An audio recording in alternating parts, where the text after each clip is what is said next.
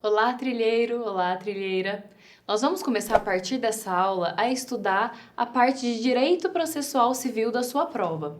O primeiro tema que a gente vai tratar, conforme está no edital, é o impedimento do juiz. E mais para frente a gente vai ver também a suspeição. E lembra daquela nossa ideia de que mais importante do que pensar o artigo que você está lendo é entender por que está estudando isso? Então vamos lá! Nós estamos estudando impedimento e suspeição e esses institutos existem no direito processual porque entende-se que o juiz ele deve estar equidistante das partes. O que significa isso? João e Maria, eles têm uma relação. O juiz ele não pode estar mais próximo de uma e nem próximo da outra, porque isso viciaria a sua decisão. Então, por isso, nas hipóteses em que o juiz possa ter interesse de que uma das partes ganhe ou perca o processo, ele é afastado desse processo e outro vai julgar para não prejudicar a prestação jurisdicional e não prejudicar a decisão do juiz. E aí, nesse porquê do que existe, nós temos o impedimento e a suspeição. Para ajudar a decorar, veja bem, o impedimento, ele impede o juiz de julgar com imparcialidade. E ele tem um caráter objetivo. Ou seja, são hipóteses que não dá para ser discutidas, porque ou o juiz é parente de alguém, enfim, são coisas, são fatos que impedem que o juiz julgue por questões objetivas. Já a suspeição torna suspeita a motivação da decisão. Então, nas hipóteses que a gente vai ver em que o juiz é suspeito, entende-se que a motivação do porquê que ele deu aquela específica sentença é uma causa suspeita, porque não necessariamente foi porque ele entendeu que uma das partes tinha ou não tinha razão, mas porque de alguma forma ele poderia estar interessado em que uma delas ganhasse e uma perdesse. E aí a suspeição ela tem um caráter mais subjetivo, então é mais do que o juiz sente, se ele gosta, se ele não gosta da parte, como a gente vai ver mais profundamente nas próximas aulas.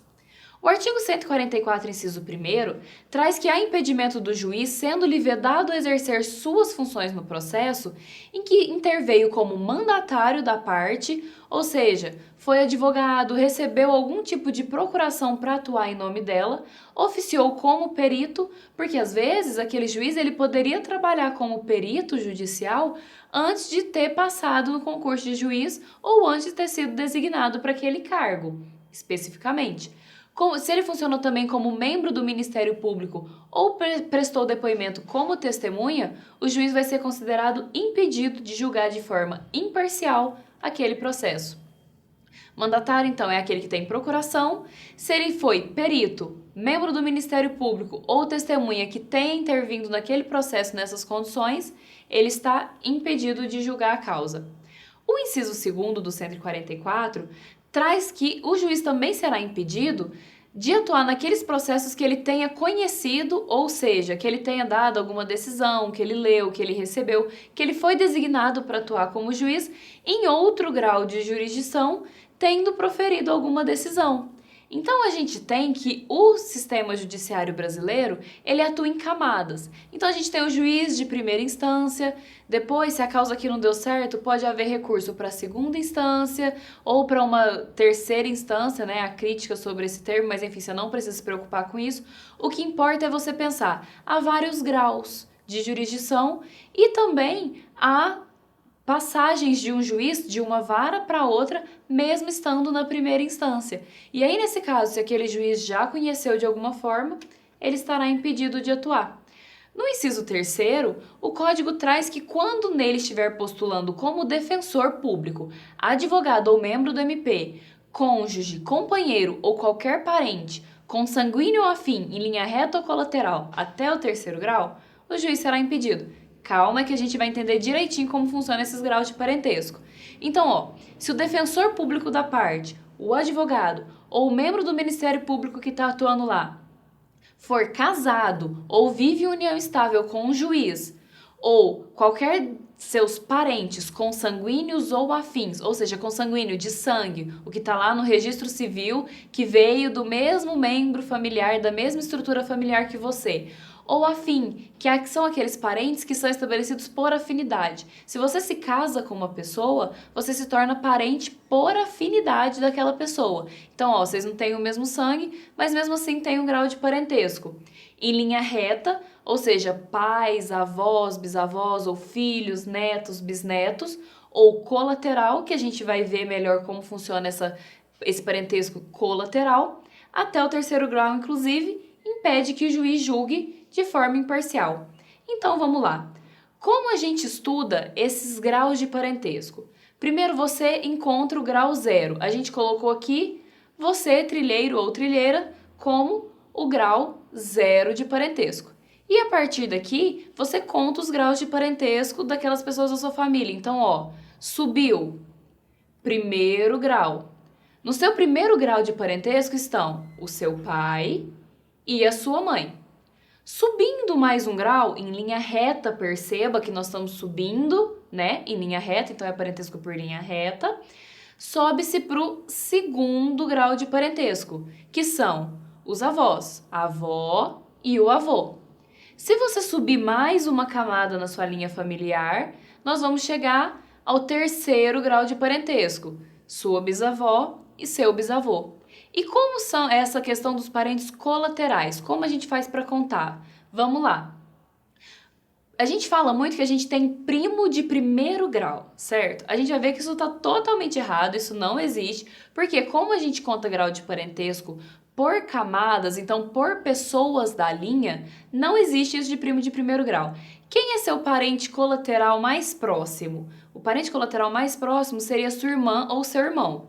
E como você faz para contar isso? Você sai aqui de você, grau 0, vai para o grau 1, seu pai, sua mãe, e desce para sua irmã. Então, a sua irmã é sua parente consanguínea colateral de segundo grau. Se sua irmã for casada, o seu cunhado tá no mesmo nível que ela ali, ó, segundo grau de parentesco. A gente vai entender aqui de um jeito muito romântico. O casal que tá casado é um grau só, tá ali unido para sempre, né? Pelo sagrado matrimônio ou pela sagrada união estável. O seu primo, como a gente conta esse grau de parentesco? Então, ó, a gente sobe de novo pro pai e pra mãe, primeiro grau. Aí daqui a gente vai pro avô, pra avó. Daqui a gente vem pro tio. Então, ó, subiu pro pai e pra mãe, primeiro grau, avô, avó, segundo grau, desceu pro tio, terceiro grau. A esposa do seu tio vai ser sua parente de terceiro grau também. Lembra daquela união para sempre, os dois são um. Só que por afinidade. Por quê? Ela não tá aqui, não é sangue do seu sangue, mas seu tio casou com ela ali, teve uma afinidade ali, e ela acabou sendo uma parente colateral de terceiro grau por afinidade, se assim fosse contado no código. A gente vai ver que o parente colateral por afinidade mais distante seria o cunhado no segundo grau. E aí a sua prima, então, ó, subimos aqui, você, seu pai e sua mãe, seu avô e sua avó, segundo grau. Chegou no tio, terceiro grau. A sua prima, filha do seu tio mais próximo, ela seria então uma parente de quarto grau. Então não existe isso de primo primeiro. O seu primo mais próximo é o seu primo de quarto grau. Para a gente entender um pouco melhor, vamos aqui para outro esquema, mais simplificado, no qual, ó, temos aqui você, trilheiro, casou com a sua esposa, parente afim, mas está aqui no mesmo grau, você, o grau 0. A sua filha é sua descendente, parente em linha reta, de primeiro grau. O marido dela tá ali no mesmo grau dela, lembra? Marido, mulher, união estável, uma coisa só. O seu neto seria então o quê? O parente de segundo grau. Em linha reta, estamos descendo agora. Do neto, chegamos ao bisneto. Então, a bisneta seria, ó, sua filha é primeiro grau, seu neto segundo, a sua bisneta é sua parente consanguínea em linha reta de terceiro grau. É assim que a gente efetua a contagem. Então, para você poder entender o que a regra da lei trouxe, a gente tem que os parentes em linha reta aqui, ó, chegamos aqui ao primeiro grau, segundo grau, terceiro grau. Então, se a sua bisneta estiver atuando como advogada, membro do Ministério Público ou defensora pública, você, na condição de juiz, não poderá julgar aquele processo. Então, cônjuge, companheiro ou parente, consanguíneo, do mesmo sangue, afim, por casamento, por aproximação, por união estável, em linha reta, para cima, para baixo, ou colateral, a gente começa a descer para a árvore da família, até o terceiro grau, inclusive, se ele atua de alguma forma naquele processo, você, como juiz, não poderá julgar. O inciso 4º, por sua vez, traz que quando for parte no processo, o próprio juiz, o seu cônjuge, o seu companheiro ou parente, nesse mesma linha de parentesco, consanguíneo ou afim, em linha reta ou colateral, até o terceiro grau, inclusive, isso impede, obviamente, que o juiz julgue de uma forma imparcial, porque, tá ali ele mesmo no processo, ele vai querer que ele ganhe. Seu cônjuge, companheiro ou parente, temos ali então uma tendência de que o julgamento não será imparcial como deveria ser. A hipótese do inciso 5º é de que também, se o juiz for sócio ou membro de direção ou administração de pessoa jurídica parte do processo, ou seja, ele tem uma condição relevante dentro de uma empresa que está fazendo parte do processo como autora ou como ré, o juiz também será declarado impedido de julgar aquele caso. Pelo inciso 6º, o juiz não poderá julgar também quando for herdeiro presuntivo, donatário ou empregador de qualquer das partes. Então, se ele recebeu uma doação de alguma das partes, se ele é o patrão de alguma dessas partes, ou se ele for um herdeiro presuntivo, ou seja, aquela pessoa que se espera seja herdeiro, ele é filho, o seu filho vai receber alguma parte da sua herança. Então, lá, mesmo que não tivéssemos aquela regra do parentesco, ele estaria impedido porque ele é, de alguma forma, um possível herdeiro daquela parte. O inciso 7º traz que o juiz também, se ele figurar como parte de instituição de ensino, com a qual tem a relação de emprego, ou decorrente de contrato de prestação de serviço, se ele presta serviço para alguma instituição de ensino que é parte, ele não poderá julgar o processo em que essa instituição de ensino esteja como parte. Se ele também se figurar no processo como parte algum cliente de escritório de advocacia, do seu cônjuge, companheiro ou parente, consanguíneo ou afim, em linha reta ou colateral, até o terceiro grau inclusive, ele não poderá atuar como juiz, mesmo que a parte esteja patrocinada por advogado de outro escritório. Então, aquela pessoa, aquele cônjuge do juiz, ele trabalha no escritório e a parte é cliente daquele escritório. Mas para o processo especificamente, ela contratou outro advogado de outro escritório, nada a ver. Mesmo assim, continua sendo cliente da sua esposa e continua, então, o juiz estando impedido de atuar naquele processo. Então, se for cliente do seu cônjuge, companheiro, parente, naquelas condições que a gente já viu, mesmo que o advogado seja outro no processo, o juiz não poderá atuar. O inciso 9 traz também que se o juiz promover ação contra a parte ou seu advogado, ele não vai poder julgar. Então, o juiz, ele não é parte naquele processo, mas em outro processo ele está cobrando alguma coisa da parte ou ele está sendo cobrado pelo advogado da parte.